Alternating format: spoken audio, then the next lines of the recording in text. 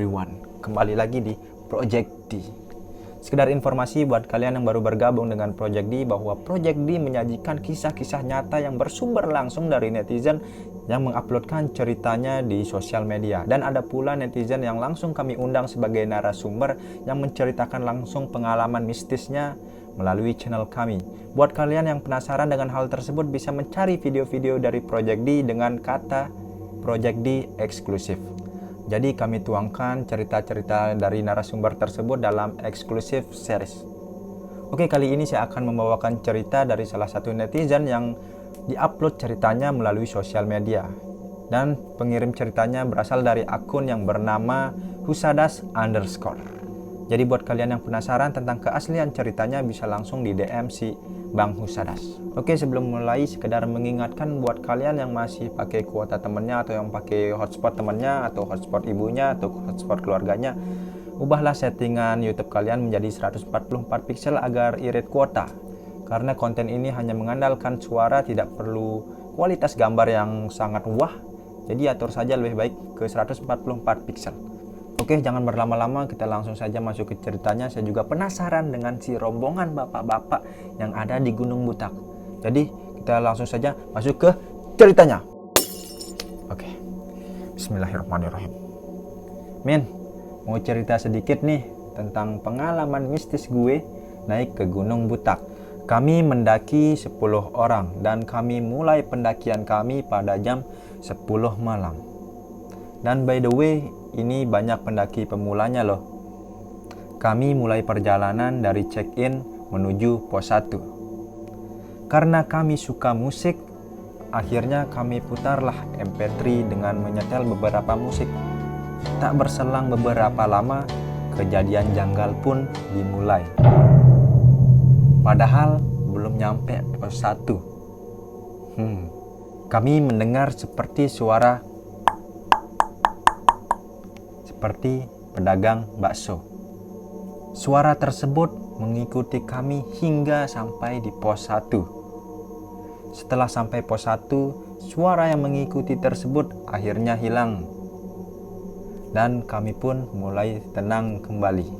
Lanjut cerita, di perjalanan pos 2 sampai ke pos 3. Teman saya yang memimpin perjalanan ini di perjalanan melihat monyet, tetapi besarnya itu kira-kira 2 meter dan warnanya hitam pekat. Dia pun langsung pindah ke barisan tengah karena ketakutan. Setelah itu perjalanan kami kembali lancar kembali. Kami tetap sabar dan akhirnya di perjalanan pos 3 ke pos 4 kami mulai mendapat gangguan lagi. Teman kami yang tadi melihat sosok hitam besar yang lumrahnya bukan manusia, dia diam tidak berbicara. Dia bermaksud agar tidak membuat suasana panik dan teman-teman yang lain itu panik. Di perjalanan pos 5 ke pos 6, kami tidak menemui kejanggalan. Ya, alhamdulillah. Setelah sampai savana, kami bersama-sama mendirikan tenda. Dan di sekitar jam 4 pagi, kami istirahat dan mengisi perut sejenak dan langsung menuju ke puncak. Tidak berselang lama di puncak, kami kembali turun ke savana. Sekitar pukul 2 siang, kami bersiap-siap bersama-sama untuk turun. Di pos 6, 5, 4, alhamdulillah kami tidak menemukan kejanggalan sedikit pun. Tetapi menuju ke pos 3 di hutan lumut, rombongan kami terpecah menjadi 2.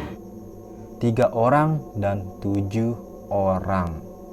Rombongan yang 3 orang mendahului perjalanan dan kejanggalan yang tidak kalah aneh terjadi lagi. Rombongan yang beranggotakan 3 orang tersebut berjalan dengan terburu-buru dan kami gaspol. Kami bertiga kemudian menemui satu rombongan berjumlah 3 orang. Umurnya sekitar 30 sampai 35-an lah. Bapak-bapak tadi sepertinya ingin memperlambat gerak laju kami bertiga. Kami pun menurunkan laju langkah kami. Setelah cukup berjalan, kami pun break bersama bapak-bapak tadi. Anehnya, Rombongan yang berisi bapak-bapak tadi tidak berbicara sedikit pun dengan temannya maupun dengan rombongan kami. Ini hal yang sangat-sangat tidak umum, karena wajarnya ketika ketemu pendaki lain kami saling sapa maupun bertemu dengan teman sendiri adalah berbicaranya, basa-basinya seperti itu. Bahkan kami pun sempat menyapa, tetapi apa? Mereka cuma diam bahkan menatap kami pun tidak. Setelah break lama, kami pun bertemu rombongan yang 7 orang. Kemudian kami berbincang-bincang sembari meminta air mineral kepada si 7 orang rombongan tersebut. Tanpa disadari, rombongan bapak-bapak yang tadi hilang. Entah kemana. Ya, kami positive thinking aja untuk meredakan kepanikan. Mikirnya sih mereka mungkin terburu-buru. Kami lanjutkan perjalanan hingga akhirnya sampai base camp sekitar jam 6 sore. Kami pun pulang dengan selamat. Alhamdulillah. Yang kami sesalkan adalah salah teman kami yang bernama Celeng. Nama ini disamarkan ya oleh si pencerita. Si Celeng ini baru bercerita saat kami sudah sampai rumah. Dia diberi pesan oleh penduduk setempat, jika di perjalanan ada hal-hal yang janggal, jangan meneruskan perjalanan kalian. Dan kami juga sempat bertanya ke rombongan yang 7 orang tadi, apakah mereka melihat rombongan bapak-bapak yang tadi ada 3 orang?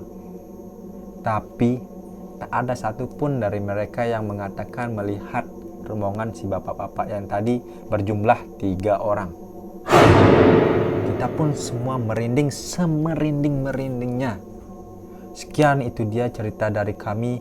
Percaya nggak percaya ya itu terserah kalian. Kami hanya menceritakan pengalaman yang kami dapat di Gunung Butak. Oh, karena udah habis sesi seremnya, kita nyalakan lightingnya. Oke, itu dia cerita yang misterius dari Bang Husadas _ Jadi dari cerita ini yang bisa saya simpulkan, di sini mungkin ada kesalahan dari awalnya sih dari si Celeng, nama orang yang disamarkan tadi. Dia itu ada diberitahu oleh penduduk sekitar bahwa jika ada hal yang janggal lebih baik jangan meneruskan perjalanan.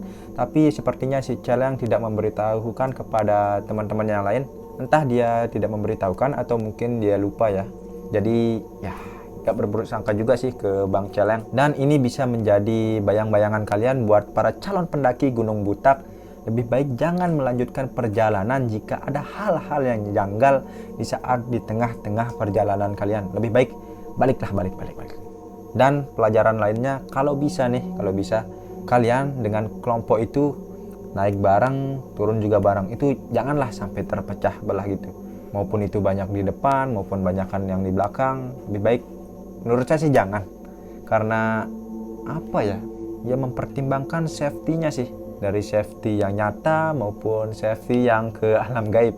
Jadi buat berjaga-jaga, karena tujuan awal kalian yang sebenarnya naik gunung itu adalah turun dengan selamat sampai rumah.